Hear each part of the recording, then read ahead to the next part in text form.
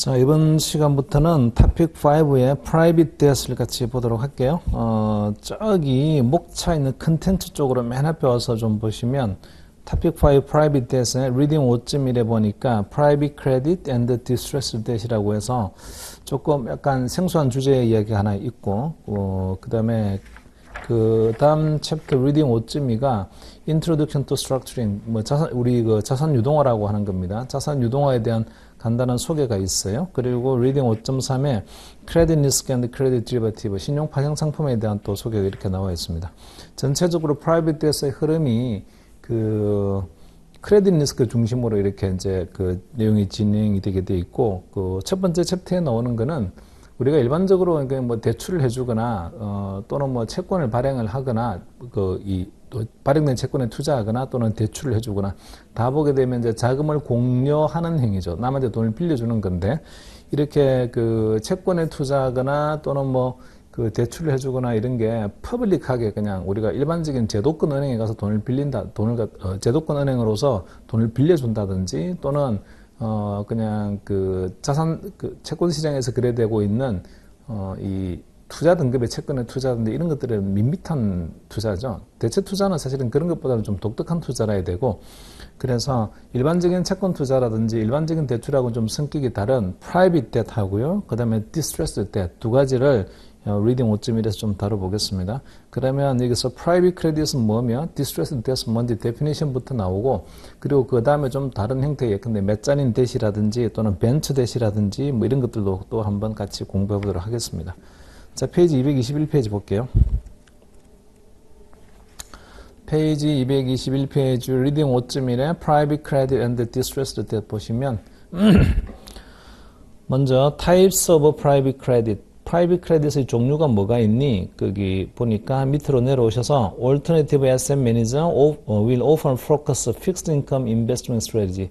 자, Fixed Income Investing Strategy니까 채권류에 투자하고 싶어요. 대출을 해주는 것도 마찬가지로 Fixed Income Investing입니다. Fixed Income은 이제 고정금리 받는 우리 투자하고 싶다 이런 건데, toward assets with a high return potential, 우리가 좀 밋밋하게 투자 등급의 채권에 투자해서 리스크를 좀 덜 안으면서 리턴도 작게 얻고 싶다 이런 의미가 아니고, Alternative Investment 투자자는 고정금리를 주는 자산에 투자를 하고 싶은데 가능하면 high return, 일반적인 채권이나 일반적인 대출보다는 수익이 좀 높은 구조를 찾고 싶습니다.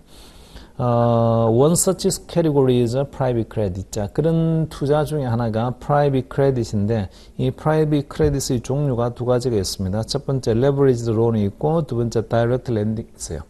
leveraged loan 같은 경우는 레버리지 론은 이미 이제 어떤 차입자가 기존의 대출을 많이 안고 있어요. 그런데 거기다 추가 대출을 원하는 게 이제 레버리지 론입니다. 그래서 일반적인 대출보다는 레버리지 론이 좀 더 위험하죠. 이 차입자가 이미 돈을 갖다 빌린 상태에서 추가로 돈을 더 빌릴 거예요. 이런 것들이 레버리지 론이니까. 자, 그 다음에 다이렉트 렌딩도 마찬가지인데, 다이렉트 렌딩도 보면 직접적으로 돈을 갖다가 빌려주는 겁니다. 근데 이게 우리가 그냥 제도권 은행에서 돈 빌려주는 것처럼 굉장히 튼실하고 좋은 회사에 돈을 빌려줘서 리스크를 좀 덜 안으면서 리턴도 좀 작게 얻겠다 그런 개념이 아니고, 이것도 가능하면 좀 하이 리턴을 얻고 싶은 거예요. 다이렉트 렌딩을 하더라도.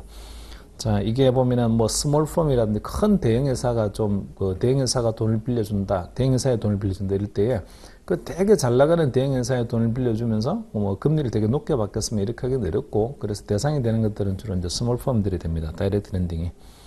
그래서 that is not offered on public market. 퍼블릭 마켓에서는 이게 사실은 좀 돈을 빌리기가 어려울 때에, 그때 우리가 뭐 고리대금업자는 아니지만 하여튼 대체 투자자로서 그 자금을 필요로 하는 곳에다가 우리가 돈을 빌려주면서 높은 수익을 좀 얻고 싶은 거죠. Another option is distressed debt. 그 다음에 부실 채권에 투자하는 방법도 있습니다. distressed debt. 뭐 distressed debt을 갖다 부실 채권이라고 이렇게 한마디로 정의하기는 사실은 좀 맞지는 않는데, 기본적으로 어떤 회사의 재무 상태가 대단히 디스트레스 돼 있는 그런 회사에다가 내가 돈을 좀 빌려주고 싶은 거죠. which involve companies in financial duress or potentially in or near bankruptcy. 그래서 거의 뭐 파산에 가까워지 있는 그런 재무적 공경 상태에 있는 그런 회사에 돈을 갖다가 좀 빌려주겠다. 이런 게 이제 distressed debt입니다. 물론 네가 뭐 자선 적선하듯이 우리가 돈 빌려주는 건 아닙니다. 높은 수익을 원하고서는 빌려주는 거예요. Distressed debt has an equity-like component because these debts will sometimes convert into equity stake under certain circumstances. 이 distressed debt은 성격이 뭐하고 비슷한 거냐면 주식하고 성격이 되게 비슷한데 왜 주식하고 성격이 비슷하다고 했냐면 기본적으로도요 이 distressed debt 같은 경우는 그 회사의 주주하고 성격이 되게 비슷한 거예요. 회사가 이제 망하게 되면 투자한 금액을 갖다 하나도 못 받게 됩니다. 그런데 이제 만약에 되게 회사가 도로 되살아나게 되면 그러면 그동안 눌려있던 가격들이 확 올라가게 되니까 마치 주식에 투자해서 높은 수익을 얻는 것처럼 수익을 많이 얻을 수 있어요. 그러니까 주주도 마찬가지죠. 주주도 보게 되면 이 회사 망하게 되면 돈 다 날렸어요. 이렇게 되는 거고 반면에 이제 회사가 잘 되게 되면 다시 또 주가가 되게 많이 상승하게 될 테니까 높은 수익을 얻게 될 거예요. 디스트레스 데스도 성격이 그게 같습니다. 그리고 이 디스트레스 데 중에 보게 되면 will sometimes convert into equity stake under certain circumstances. 가끔 보게 되면 주주로 원래는 채권자였는데 이게 자본 전환이 되는 경우도 자주 생깁니다. 그래서 채권자로 들어갔다가 근데 회사가 이제 거의 망할 지경이 된 거예요. 아주 이제 위기 상황이 가했습니다. 근데 그 회사에 채권자로 들어갔다가 저는 뭐가 돼버리는 거냐면 주주가 되는 거죠. 채권이 이제 자본으로 바뀐 겁니다. 주주로 바뀌었어요. 주주로 바뀌게 되면 당장에 제가 받아야 될 이자나 원금은 못 받죠. 채권을 들고 있다라고 하게 되면 채권자로서 큰 소리를 칠 텐데 이자 원금 내라고. 근데 주주로 전환하게 되면 단기적으로 회사에 대해서 청구할 수 있는 이자와 원금을 아주 장기적인 배당과 그 다음에 자본 차익으로 바꾸는 구조가 되어버립니다. 회사가 이제 망하지 않는다는 전제하에서는 주주로 전환해서 회사가 회생을 하게 되면 높은 수익을 얻을 수 있는 구조가 되죠. 자, 그리고 밑으로 조금 내려오셔서 이게 뭐 사실은 유동성이 되게 높은 건 아닙니다. 그래서 우리가 뭐 어떤 펀드 투자해가지고 이런 위험을 우리가 테이킹하면서 리턴도 좀 안고 싶습니다. 혹시 그런 펀드 없나요? 뭐 예컨대 다이렉트 랜딩을 하는 펀드라든지 또는 앞서 말한 것처럼 레버리지 론을 하는 펀드라든지 디스트레스 때 투자하는 펀드라든지 이런 거 없습니까? 없습니다. 그래서 These assets are mostly offered through pooled investment like hedge fund, private equity fund, and the business development companies. 이렇게.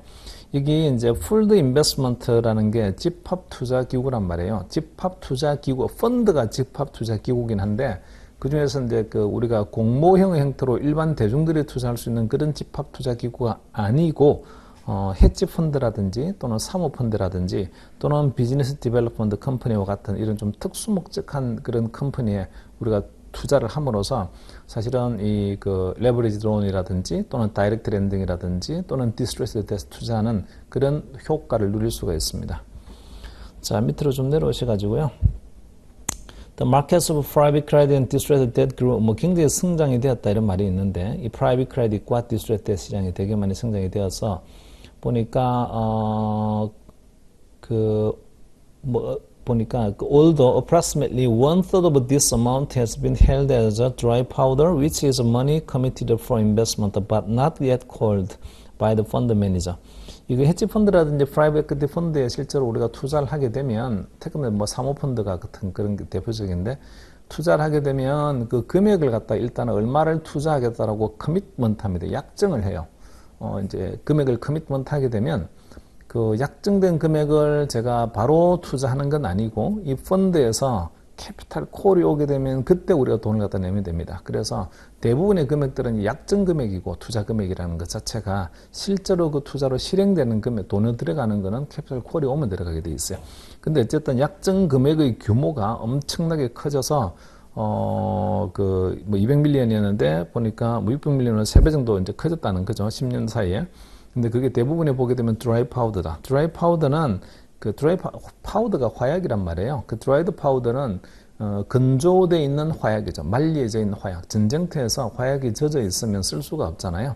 그래서 그 화약을 갖다 말린 상태로 이렇게 잘 건조시켜놔야 일단 유사시에 만약에 전투가 일어나게 되면 그 화약을 쓸 수 있습니다. 이 드라이 파우더가 그런 개념이에요. 그래서 이 드라이 파우더는 비상용 화약을 말을 하는데 이게 나중에 투자의 기회가 발생을 한다든지 이럴 때 대비하기 위해서 보유하고 있는 자금을 말합니다. 그러니까 이거는 약정 금액이죠. 그냥 약정 금액으로 생각하시면 돼요. 그리고 when there is an oversupply of dry powder, credit spread tend to be reduced and the covenant tend to be very issuer friendly. 자, 이게 there is an oversupply of dry powder. 이거는 약정 금액이 내가 투자하겠다라고 약정하는 금액이 점점 많아지면 많아질수록 credit spread tend to be reduced. 이게 위험 채권에 대해서 붙는 credit spread는 점점 줄어듭니다. 위험 채권에 붙는 스프레드가 준다는 이야기는 위험 채권의 가치가 올라간다는 이야기야. 위험 채권의 가치가 높아지죠. 왜냐하면 위험 채권에 투자하겠다는 사람이 자꾸 많아지게 되면 수요 공급의 원칙에 따라서 위험 채권의 가격이 올라가게 될 거고 크레딧 스프레드는 줄게 돼 있어요. 그리고 covenant tend to be very issuer friendly. covenant는 채권을 발행할 때에 인덴처라는 채권의 발행 계약이 있습니다. 채권을 발행한다는 것 자체가 채권을 발행하는 회사가 자금의 수요자고 투자자는 자금의 공급자인데 수요자와 공급자 사이에 자금을 공급하는 계약이 성립이 되죠. 그 계약을 인덴처라고 합니다. 그리고 그 인덴처 내에는 이런저런 조항들이 붙어 있는데 그 조항들을 커버넌트라고 하고요. 뒤에서 따로 다룰 거예요.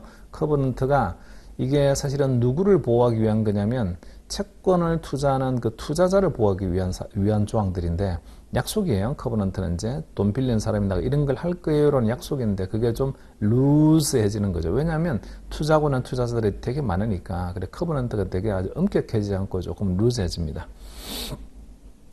발행자한테 조금 유리하게 되는 거죠.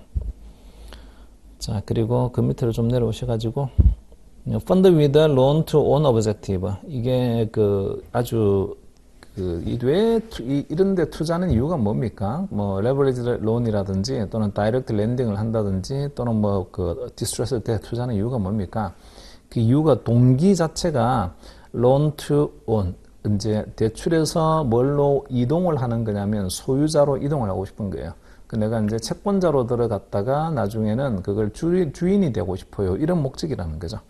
Some private credit investors operate under loan to own objective. 모두가 다 그렇지는 않지만 대부분 private credit invest 이거는 이제 private invest라는 거는 아주 나쁘게 말하면 사설 대부업자하고 되게 비슷한 의미일 수 있는데 어쨌든 이 투자자들은 그 loan to own objective 그거 내가 돈 빌려준 회사가 있어요. 그 회사를 내가 나중에 소유하겠다. 그런 목적으로 이제 돈을 빌려주기도 합니다. 그래서 in which they heavily scrutinize the assets owned by the potential borrower because the intention is to become an equity owner in the event of bankruptcy. 목적이 뭐냐면 얘가 혹시나 돈을 못 갚게 되면은 빌려준 애가 돈 못 갚게 되면 그러면 그 회사에 내가 주인이 되겠다. 그 회사의 주인이 되려고 하게 되면 그런 목적을 가지고 있으면 이 회사가 가지고 있는 자산의 구조가 어떤 자산들을 가지고 있는지 자산의 특징이 어떤 건지를 아주 면밀히 있고 이제 한번 분석을 합니다.